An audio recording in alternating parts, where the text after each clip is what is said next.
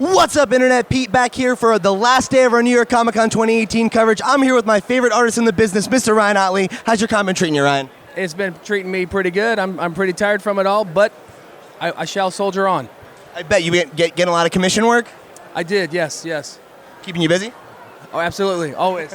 Well, that's a good problem to have. It is, yeah, it's not bad. So since the last time we got to chat, a lot has changed in your career. Obviously, the most notable thing being the end of Invincible. My first question for you is, what does it feel like to finally see the series wrap after 15 long years? It's like a pretty significant portion of your life. Oh, absolutely. I mean, I started in my 20s. All my 30s went to Invincible and ended it in my 40s. So yeah, it's just a big giant blur. But no, it feels pretty crazy. I mean, I'm starting to miss the book here and there. You know, I miss drawing the very aggressive, fun, crazy scenes. You know, the blood everywhere. But I've replaced all the blood with a bunch of webs everywhere. So it's still fun. I get to draw a bunch of weird noodly lines everywhere. So it's still fun. It's funny because when they first announced that you were going to be on Spider-Man, you were kind of showing your promo images. I had that same thought of like, oh, this is like right in the wheelhouse. Like, you're so good with the entrails and everything. Transition perfectly. Now we just got to get you on a book where you can do some carnage work. Oh, that's true. That would be pretty cool. Yeah, exactly. So I guess I wanted to ask, how did you know it was time for you to be done with Invincible? Because I know in a lot of the kind of letters to the editor section, Robert would often talk about wanting to pass the book on one day, and that, you guys could be grizzled old comics men being angry about how Invincible was being done. How did you guys come to the decision that it was like time to see the book off? Yeah, I was. It's just one of those things where I mean, when I started this series, it's one of those things where I'm like, oh, I think I'll stay on Invincible for like 20 issues and then leave, go to Marvel DC if I can, kind of thing. But after a while, I realized, okay, never mind, this is a really good gig. I mean, I get paid more on this book than other industries can pay, than other companies can pay. So I just decided to stay on, and it was really fun. Robert's definitely one of my favorite writers out there, and so and the characters are a blast, and so I just got really into the book. So I stayed on for 127 issues, and then after that much time, I'm like, I think I need something else in my career. I need some kind of change. I mean, it's not like I still love the book. I just wanted to change something else.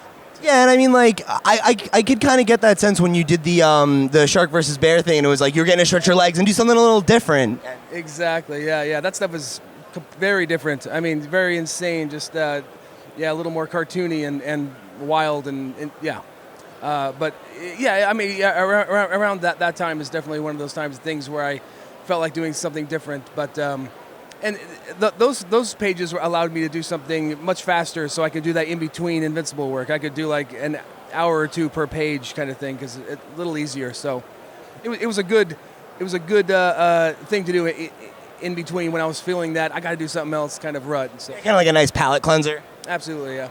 Yeah, that book was such a fun time. It was like the monster movie comic I had no idea I wanted, but I had such a blast with that book.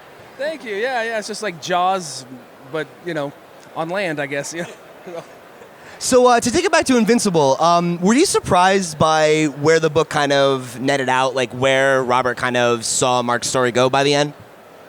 Maybe not surprised, but I was definitely happy with it. I didn't know exactly how he was going to end it, but I thought it was pretty awesome how he did the little flash forwards and everything, and yeah, I thought it was really good.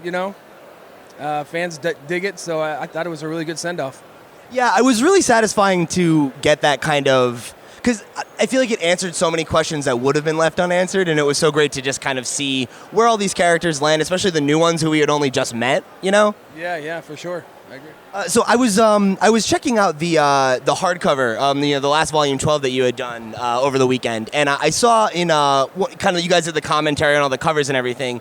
You said that one of the things that you and Robert kind of bonded over was your mutual love of like classic old school Image titles. I was wondering, which one is your favorite? Of the old school Image titles? Yeah.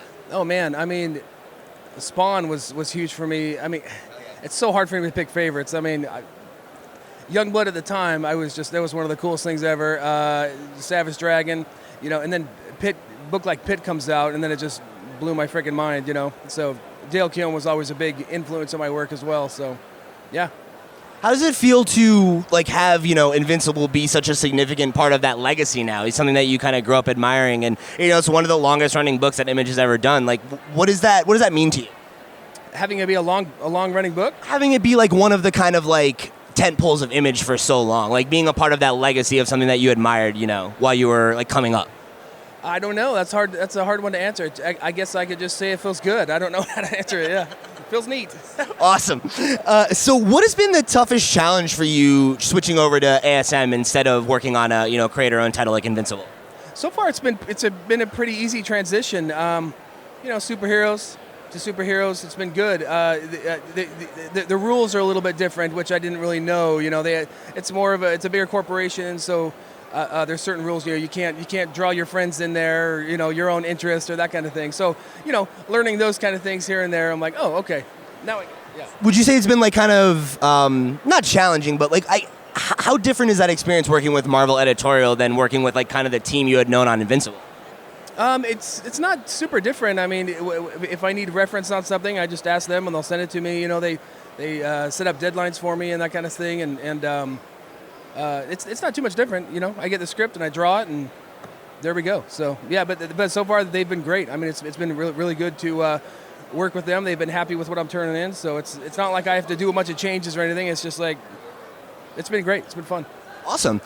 So what about your approach to like working on a legacy character like Spider-Man changes versus something like Invincible, where you're kind of crafting the look and the world and everything?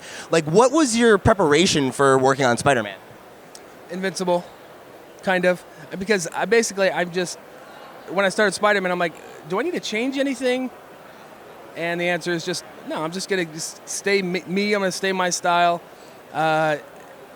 Mark Grayson and Adam Eve are basically Peter Parker and Mary Jane, So I'm like, this fits.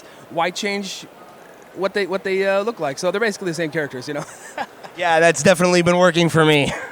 Good. Yeah, there's a lot of familiar Invincible faces in there just because that's how I draw people. So I think it's actually kind of nice to see a lot of Invincible fans follow me to Spider-Man, and then it's also nice to see the Spider-Man fans saying, well, what has this guy done before, and checking out the Invincible universe. So it's been great. Oh my God, there's 144 issues of this? Right? Yeah, people are pretty excited about it, and I'm glad. It's nice. Yeah, it's funny because I hadn't read Amazing Spider-Man in probably 5 or 6 years, and I was like, oh, Ottley's on it. All right, let's go. Let's do it. Good, cool. So now that you're in the kind of the big two, marketplace, and you're working on this character, are there any other like big superheroes that you'd like to try and tackle next in your career? Man, I don't know. I mean, I've always loved Hulk. Is always fun. The big aggressive dudes. Those are always fun to draw. Wolverine would be fun. X-Men, that kind of stuff. Yeah, I'm not sure. I mean, Spidey's pretty much the tops for me. I mean, then when I was a kid, that was my dream gig. So, yeah. Yeah, I feel like there's not a much more lateral move than Spider-Man. Yeah, maybe Superman, but yeah, exactly. Yeah. But so I kind of my last question for you, as such a fanboy of the work that you did on Invincible with Robert, do you see yourself collaborating with him again in the future? I would hope so. Yeah. I mean, he's. We've talked about a few things, and I definitely wouldn't mind going back at some point, to more creator owned and more working with his stuff. So that'd be great. But do you think for now the foreseeable future is kind of working on the Marvel and DC stuff, trying some of that world? Yeah, I signed with them for 2 years for Spider-Man, and then I might do more after that. We'll see how it goes. Awesome. Well, I'm definitely looking forward to it. You guys should be too. Ryan, thank you so much for your time. Before we get out of here, is there anywhere, social media, anything like that you want to plug? Oh man, I'm everywhere. I'm always on Instagram posting stuff. I did a lot of commissions this weekend that I put up on there.